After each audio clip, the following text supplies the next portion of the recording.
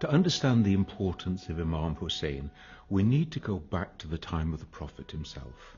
Everybody accepts that Yazid is a very bad example of Muslim life, let alone of Muslim leadership. He openly disobeyed the commands of God, he openly disobeyed the Sharia.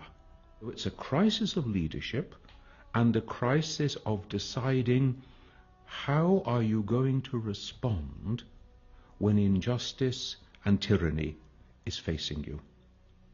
Now, we have here a hadith of Prophet Muhammad which enables us to get a sense of the importance of this. He says on one occasion, the greatest jihad is to speak the word of truth into the face of a tyrant. This is the highest challenge to any human being, to actually face down a tyrant and not give in. So this is what's going on in the mind of Hussein in Medina with his community, and he knows that in a very short period of time he is going to be faced with the demand to make an oath of allegiance to Yazid, who he knows to be a totally unworthy person to lead the community. Something dramatic has happened in the Muslim community at this stage. We're not even yet 50 years after the death of the Prophet, and we are about to see the Prophet's own grandson being massacred. The night before the battle, Imam Hussain gathers together his people and says to them, look, tomorrow we're going to be attacked. Please, it's me they want. Go away. Leave. And they respond, we won't go. We will stay. We will die with you. And now we see another huge human dimension of the question. What do you do if you are the supporter of an upright, honest, just person who is facing injustice? Do you stand with him, even at the cost of your own life? Or do you run to save yourself? Now remember, none of these people knew what was going to happen. So we're not only talking about them being willing to sacrifice their own life, but also the lives of their women and the children. Is there anything in life worth dying for?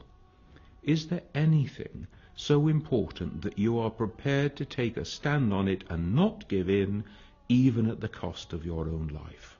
Al-Hur is lined up with the Umayyad army, and he knows that he is soon going to be given the order to attack. And he breaks ranks. And he rides down to Imam Hussain, he throws himself from his horse, and he asks for his forgiveness. I am the one. I have brought you to this place. I have corralled you in the field of your own death.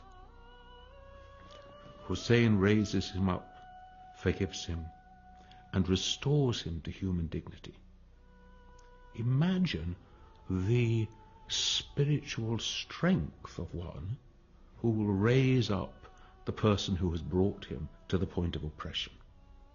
They are short of water, and somebody goes to try and get water, and so we have a heroic story. The half-brother Abbas goes to try to get water and bring it back to give it to the women and the children of the community, and he is cut to pieces in the process. Hussein actually takes out his own infant son, a baby in arms, and pleads with the Umayyads. I know that you've got it against me, but why should you have it against the baby? Give the baby water. Have mercy on the child. If you won't trust me with the water, I'll leave the child on the rock and you can give it water. And the response is to kill the child in the arms of his father. Imam Hussain does not belong to one group. He has been acknowledged and revered by figures of all demographics and denominations throughout time. If we are to understand the meaning of Karbala. We need to take it out of an Iraqi context, out of a Shia context, out of a Muslim context, and to see it as a piece profoundly of human drama. As a community, we have a history. We didn't just start with our own generation, and we can look back into how other human beings lived the human project. We can take examples from them. We can also take warnings from them. These are the circumstances that led these people to do these terrible things. This is the person who in this situation responded in this wonderful and noble way. Remembering, keeping alive, commemorating those events gives us something upon which we can reflect in our own human lives today. I, as a Christian, would also want to take my own lessons in remembering the events of Karbala, to remember the day. We have a phrase, to keep the day as holy. Holy not in the sense that this is a wonderful thing, but holy in the sense that this is a profound moment of human history. And then to remember the events, to keep them alive. The word remember doesn't just mean, oh, I recall the facts. It means, in a sense, remembering them, reliving them. They live on in my life and memory. And so I am reflecting then, what do those events mean for me today, and how do they speak to my human condition? I think the second thing is that Imam Hussain is called the Prince of Martyrs. And as the Prince of Martyrs, he gives an example to every human being of total surrender, total submission to the will of God. Because the martyr is one who makes the total surrender of their life to God. Even my very existence is in your hands. If it be your will, I will accept death at the hand of the enemy. And this reminds us of the human need to surrender all to God, to acknowledge that we are the servants of God, that our lives do not belong to us, they belong to God. And if it should please God that I should die at this time in this way, who am I to complain? Who am I to say to God, I know better?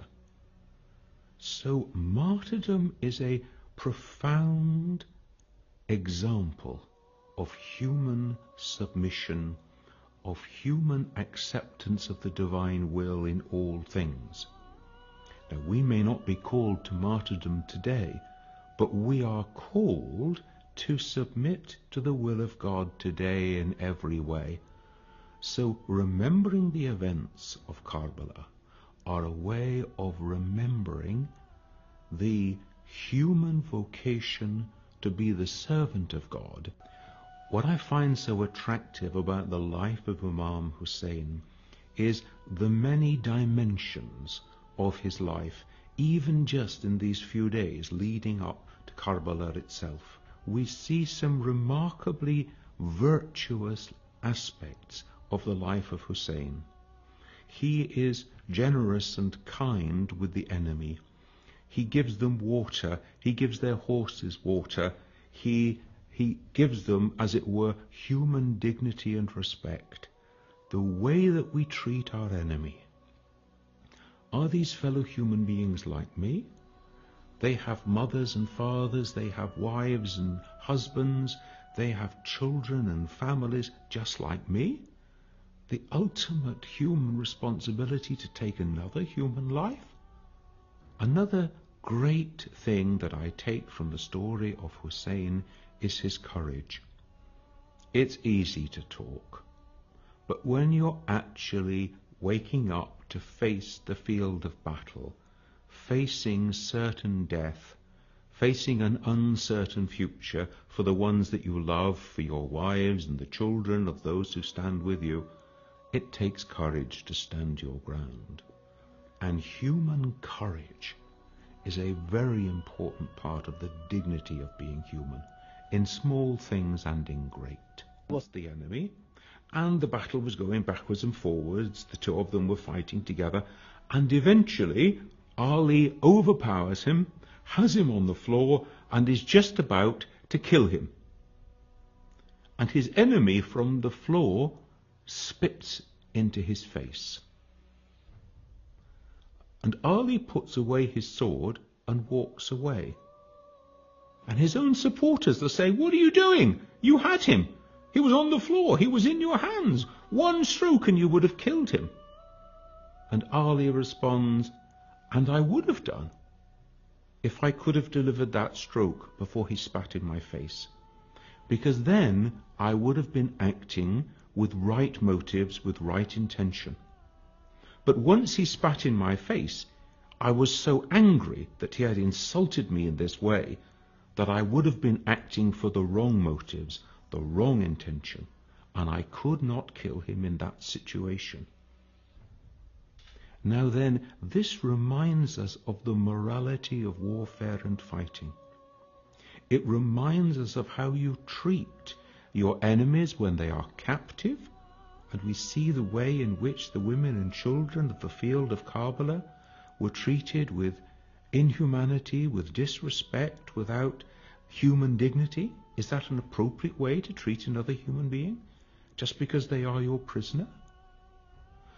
We see the way in which the dead are mutilated and destroyed so that you can hardly find bodies to bury. Hussein dies in the desert. His followers are killed with him.